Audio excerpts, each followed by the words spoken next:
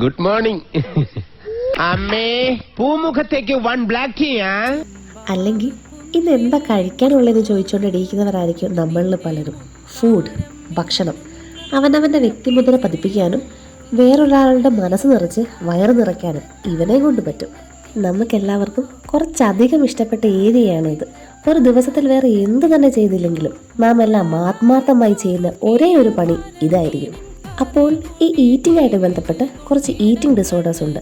നമ്മൾ കഴിക്കുന്ന food, time, കഴിക്കുന്ന ക്വാളിറ്റി, ക്വാണ്ടിറ്റി, മെത്തേഡ്, ഇതെല്ലാം വെച്ച് നോക്കുമ്പോൾ കുറച്ച് ഈറ്റിംഗ് ഡിസോർഡേഴ്സ് ഉണ്ട്. പേഴ്സിസ്റ്റൻ്റ് ആയിട്ട് ഈറ്റിംഗ് ബിഹേവിയേഴ്സിലുണ്ടാകുന്ന മാറ്റങ്ങൾ അല്ലെങ്കിൽ ഡാമേജിങ് ആയിട്ടുള്ള ഈറ്റിംഗ് ബിഹേവിയേഴ്സ് കാരണം നമ്മുടെ ഇമോഷൻസിനെ, ഹെൽത്തിനെ, creativity, productivity or even functional എബിലിറ്റിയൊക്കെ മോശമായിട്ട് ബാധിക്കുന്നുണ്ട് എങ്കിൽ വി കൻ സേ ദാറ്റ് നമുക്ക് ഈറ്റിംഗ് ഡിസോർഡേഴ്സ് ഉണ്ട്.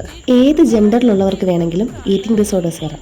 ബട്ട് സ്റ്റഡി സേസ് ദാറ്റ് കൂടുതലായിട്ടും ഈറ്റിംഗ് ഡിസോർഡേഴ്സ് റിപ്പോർട്ട് ചെയ്തിട്ടുള്ളത് സ്ത്രീകൾക്കും യങ് അഡൽട്സ്, അതായത് കൗമാരക്കാർക്കുമാണ്. അതിൻ്റെ കാരണവും എല്ലാവർക്കും അറിയാവുന്ന പോലെ തന്നെ സ്ത്രീകൾക്ക് ബ്യൂട്ടി എന്ന കോൺസെപ്റ്റിനോടുള്ള ആകർഷണം തന്നെയാണ്. അപ്പോൾ അതിൻ്റെ ഓരോന്നിൻ്റെയും causes, types, symptoms and treatments നമുക്ക് നോക്കാം. So welcome to eating disorders series. തുടരാനാണ് ആഗ്രഹം. അഭിപ്രായങ്ങൾ പറയുക, ഒപ്പം വിമർശനങ്ങളും. See you soon.